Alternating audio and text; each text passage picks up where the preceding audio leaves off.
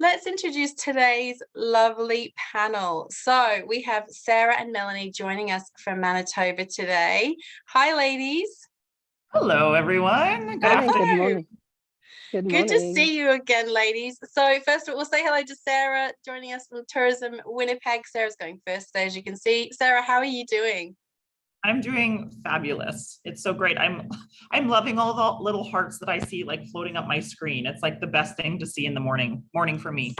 Good morning for you. Yes, good morning, of course. Yes, we love the hearts emojis, and it's on theme. Oh, it's on brand, sorry, which we'll obviously learn about soon. It's on brand for you guys, all these hearts, so we're loving it.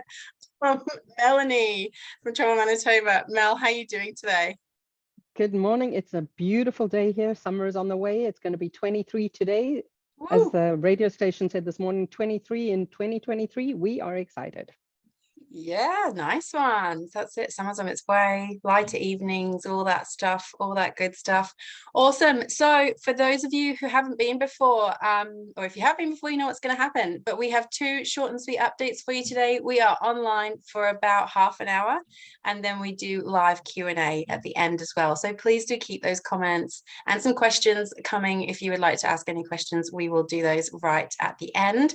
Adam sadly can't join us today because he is living it up in Paris, having some regional meetings, so he's not joining us today, but he does have a cookbook prize for you. So there is a question from Sarah and from Melanie, so just a heads up, quick quiz question, just an easy one to go in the draw to win a Canada cookbook from Adam. Okay, thanks. So Melanie, we'll say goodbye to you for a bit, because yes, as I mentioned, Sarah is going to go first. Cool, looking good. So welcome back, everybody, to the Canada Specialist Program webinar series. Our first update today is with Sarah. Sarah is the Business Development Manager for Travel Trade at Tourism Winnipeg. While Sarah loves to travel, she loves taking in Winnipeg's multitude of arts and culture, festivals, and culinary hotspots, which we're going to learn a little bit about today, right, Sarah? Absolutely. Yes, I'm looking forward to it. Awesome. So we're just going to kick off. First of all, we want to know what are some of the very Canadian attractions or collections that are located in Winnipeg? Perfect. Yeah, no, and I think to get us started, so, you know, this first slide, start your journey in Winnipeg. You have to fly into Winnipeg before you start your journey. So it's the perfect jumping off point. So I just want to give everybody a little bit of a lay of the land in case you're not exactly sure where Winnipeg and Manitoba is. So as you can see, we're right in the center of North America. We're right in the center of Canada. So this is one of the main reasons why we have some of these really important collections and experiences in Canada. So starting it off with the Canadian Museum for Human Rights. This is just a spectacular building, as you can see, opened in 2014, lots of touch screens, technology, and really what it's all about is telling the human rights stories that exist. And they really want to talk about the evolution and celebration of human rights. So it's all encompassing international Canadian content as well. Absolutely stunning. Moving on to the Manitoba Museum. So this is our history museum. So really tells the story of Manitoba, the landscape, the region, the history. But why I like to include it as part of the Canadian collection is because it houses the Hudson's Bay Company collection. Very, very, very important collection to Canada as a whole. And it features more than 26,000 items relating to the fur trade. So it goes back from the pre-European era all the way to the fur trade. So really great collection to check out while you're in Winnipeg.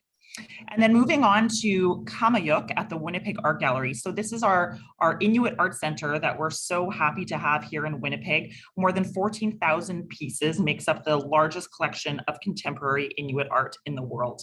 They have this amazing visible vault, 3-story visible vault that you can see. And in general, the whole architecture of the building kind of mimics the Canadian Arctic landscape. So it's a really beautiful thing to check out. So beautiful.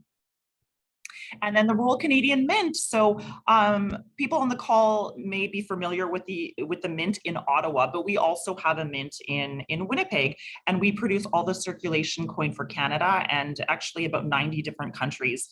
So you can kind of see the inner workings of how coins are made, and there's an amazing boutique that you can buy some specialty coins to take home with you after you're done looking around. And then we have the Royal Aviation Museum of Western Canada. This is also a really spectacular museum to check out. And it really tells the story of Canadian aviation history. They have some planes that you can get inside, like an old 1970s Air Canada plane that you can hop in and take a look in. And it's located right by the airport. So you can even, pop it onto an itinerary as you're flying in or as you're flying out. So really convenient.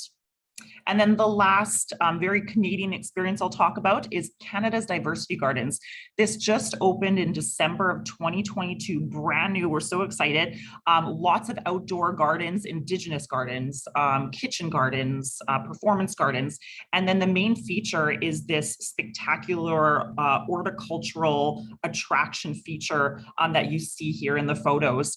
And it houses Canada's largest indoor waterfall. And really the whole point of this attraction is to tell the cultural stories that exist between plants and people, and telling those Canadian stories. So plants being the medium, and it's really, really beautiful, as you can see here in these photos, and has a really great restaurant as well.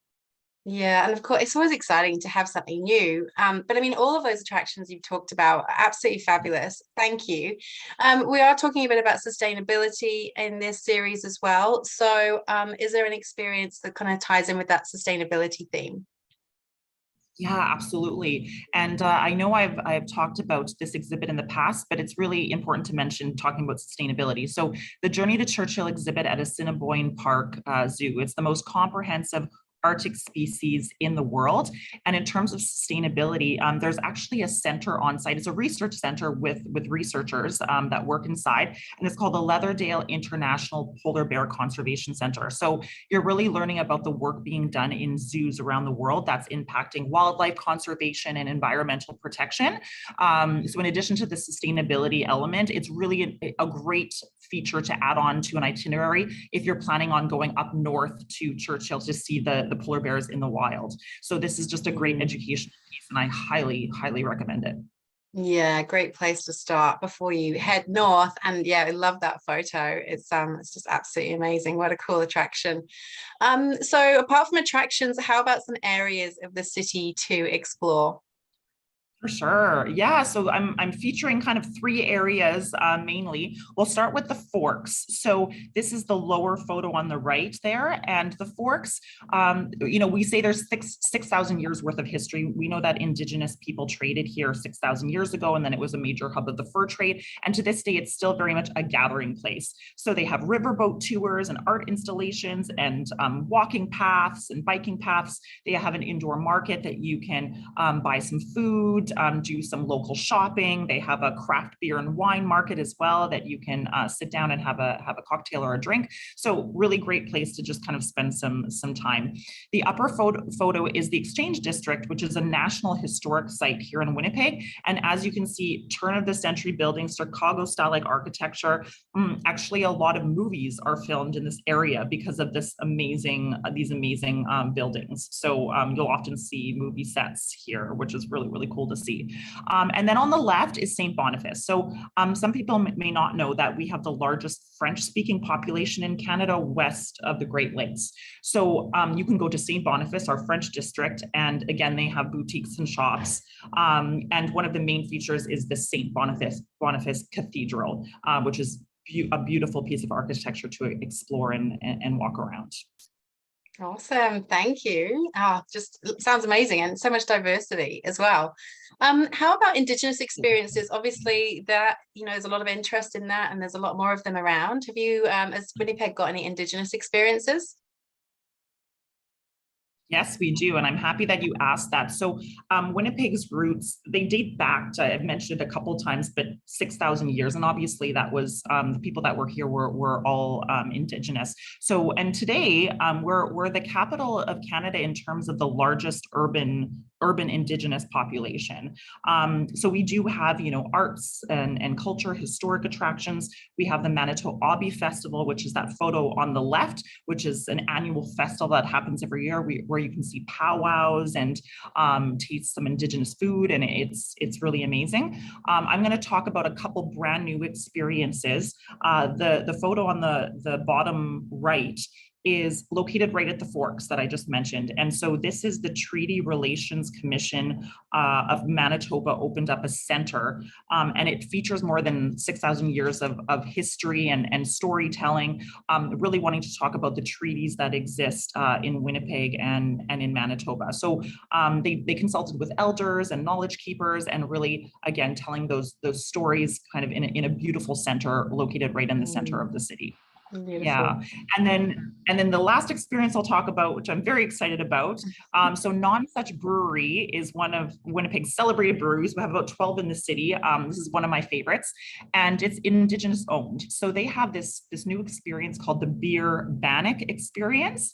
So you can go to the brewery, you can taste some of their beers, you can make bannock, which is an Indigenous bread, and then you can learn about their connection to Louis Riel, who was the Métis Indigenous founder of Manitoba. So I'm not going to give away the secret, but really cool connection to Manitoba's founder, and it's a beautiful experience. That was an excuse to go and drink a beer as well. Yes, exactly. Always good. Thank you. What about some additional activities that are maybe seasonal specific, summer and winter? Sure. So 4-season destination. I'll focus on the main two, summer and winter. But in the summer, beautiful summers. We're starting to feel that summer weather now, as Mel mentioned, 23 degrees today. So you can rent kayaks on the river, e-scooters, tandem bike rentals at Assiniboine Park or at the Forks area as well. So lots of things that you can do to kind of, take in the summer warm weather. And then I call summer festival season. We have, starting in June all the way till the end of September, we have so many different festivals. So Fringe Festival, Jazz Festival, Reggae Festival, Folk Festival. So you can essentially just come here and take in all of the live music and, food and culture. And it's so much fun. And then talk about winter. So I love talking about winter because it makes us so special here in Winnipeg. We have beautiful sunlight, but cold winters. So some of the things that you can do, same winter activities. We have the world's longest skating trail in the world located at the Forks. So you can rent skates, you can go fat biking, you can go running along the river, which is my favorite, snowshoeing, so many activities. And then some wellness opportunities as well. So Thermea by Nordique Spa is like a Scandinavian type spa that has hot and cold thermal pools. And as you can see in this photo, you're surrounded by nature, you're surrounded by this winter wonderland, and it's quite the experience. And then the last thing I'll talk about is Festival de Voyageurs. So this is our winter festival, largest Western Canadian winter festival in February, celebrating the fur trade, the voyageurs, and snow sculptures, and inside heated tents. You can listen to some bands and the snow taffy, the maple taffy in the snow. So cool. It's a super fun time of year in the winter. Yeah, sounds amazing. All those festivals, I know we always get asked as well for kind of lists or links. So if you could include in your follow-up, Sarah, just either a list or a link to festivals in Winnipeg, that would be awesome. Now we're going to kind of take a bit of a fun turn now, right? You got a cool video for us. So my last question is, are there any famous Winnipeggers we should know about? Yes, I'm excited about this video, and I'm super excited too, because actually for this webinar, this is a little bit of a connection to the UK as well. So I'm going to leave the video to do the explaining, but it explains some connections, Winnipeg's connections to some pretty famous personalities. So enjoy.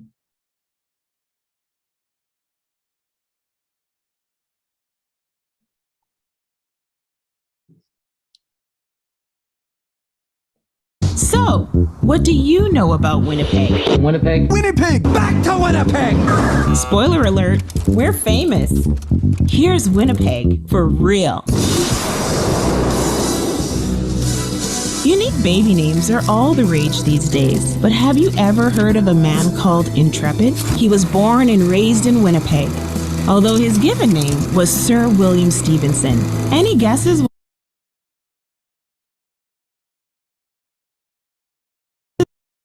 What international phenomenon he inspired? My name is Bond. Bond. Bond.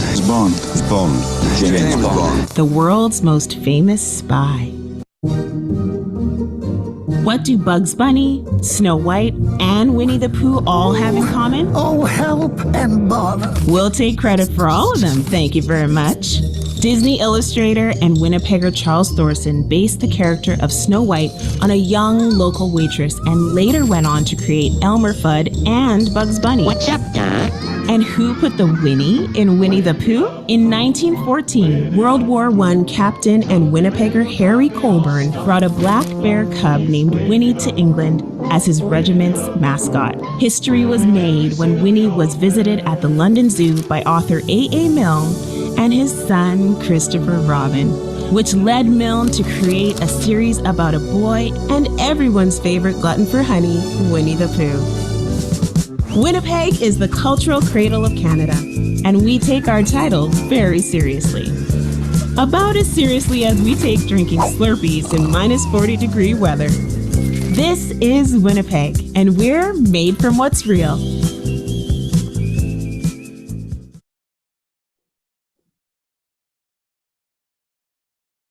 I hope everybody enjoyed that and you learned a couple quirky things about Winnipeg. Oh, it's such a fun video. I absolutely love it. Yes, lots of love that's coming in. Sarah, thank you so much. That was a fabulous update. I hope everybody learned something new. I think they probably did. There was a lot of stuff in there about Winnipeg.